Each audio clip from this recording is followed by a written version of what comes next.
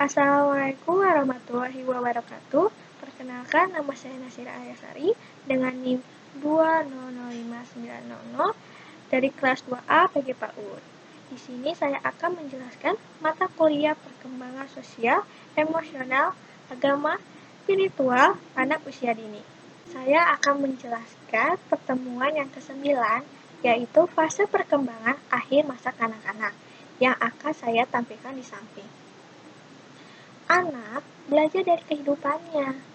Anak merupakan seseorang yang mencontoh orang dewasa cara belajarnya. Menurut Erikson, masa akhir kanak-kanak adalah 8-12 tahun.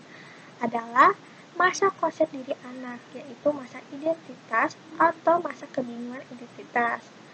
Pada masa kanak-kanak, di mana anak akan merasa aman dengan orang-orang yang memiliki visi yang sama. Dan pada masa ini, anak memiliki keinginan yang kuat untuk tumbuh dan berkembang secara matang agar diterima oleh teman sebaya dan orang-orang sekitarnya. Selanjutnya saya akan menjelaskan pertemuan yang ke-10, yaitu berdamaian di Taman Kanak-kanak, pertumbuhan sosial dan emosional untuk semua siswa atau suara dari artikel Nick. Dari pengalaman ini menunjukkan potensi yang sangat besar dari pengembangan keterampilan komunikasi anak-anak untuk mendukung kesejahteraan sosial dan emosional di ruang kelas anak usia dini. Selain itu, belajar betapa pentingnya menciptakan lingkungan dimanapun anak-anak bisa sukses, sebagai memecah masalah dan kata-kata untuk membantu mereka menggambarkan perasaan mereka sangat penting untuk mewujudkan hal ini. Bahwa model perdamaian yang kembangkan di Taman Kanak-kanak sangat berhasil, sehingga sekolah akan mulai menempatkan di taman bermain pada tahun ajaran berikutnya. Dan mengetahui bahwa upaya perdamaian akan terus berlanjut sungguh mengasihkan. Di lingkungan yang sangat stres dan kekurangan sumber daya yang dihadapi banyak orang saat ini, tetapi mempelajari pekerjaan kita dan berbagai dengan orang lain berarti bahwa kita tidak lagi sendirian di ruang kelas kita. Kita dapat menjadi komunitas belajar yang mempelajari cara menciptakan ruang kelas yang lebih damai dan inklusif. Selanjutnya, saya akan menjelaskan pertemuan yang ke-11, yaitu tahapan perkembangan moral Lawrence Cooper. Psikologi Amerika Lawrence Cooper pada tahun 1927 sampai 1987 mengembangkan teori tahap perkembangan moral yang komprehensif pada tahun 1958. Berdasarkan teori Jean Piaget tentang penilaian moral untuk anak-anak, teori Cooper bersifat kognitif dan berfokus pada proses berpikir yang terjadi ketika seseorang memutuskan apakah suatu perilaku itu benar atau salah. Teori Cooper mengasumsikan bahwa penilaian moral, dan perilaku moral saling terkait secara langsung.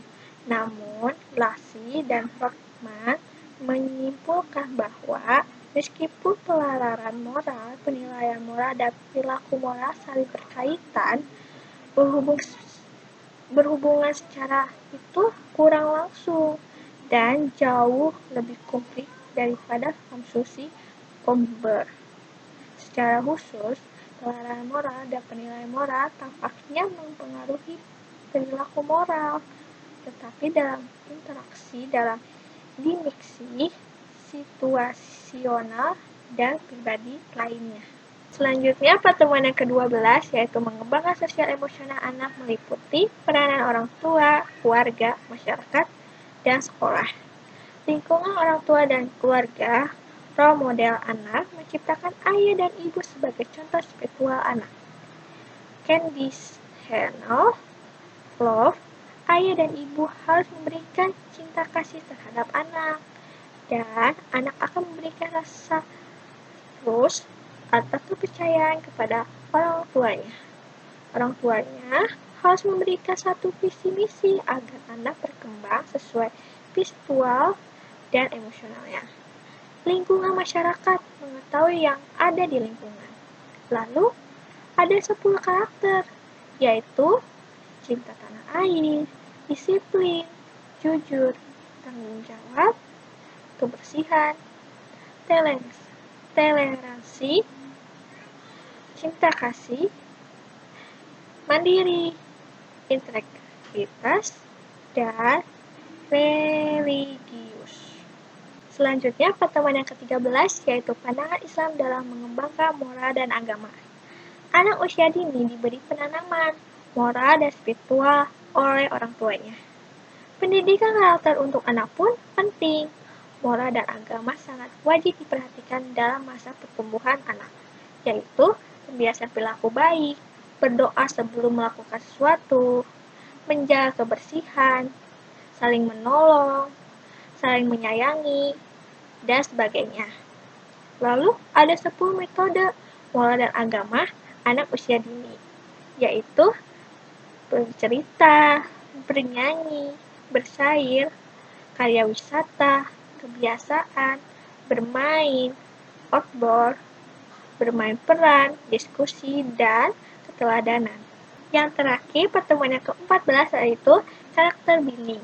Karakter bini ialah pembangunan karakter atau pendidikan karakter. Karakter bini adalah suatu proses atau usaha yang dilakukan untuk membina, memperbaiki, dan atau membentuk tabiat, watak, sifat kejiwaan, akhlak atau budi pekerti, insan, manusia, atau masyarakat sehingga menunjukkan perangai dan tingkah laku yang baik. Lalu, kearifan lokal atau local wisdom biasanya diwariskan secara turun-menurun dari satu generasi dan generasi melalui cerita dari mulut ke mulut. Bentuk kearifan lokal dalam masyarakat bisa merupakan nilai, moral, etika, kepercayaan, adat istiadat, hukum adat, dan aturan-aturan khusus seperti yang di sini. Sekian, terima kasih. Mohon maaf bila ada kesalahan dan kekurangan. Wassalamualaikum warahmatullahi wabarakatuh.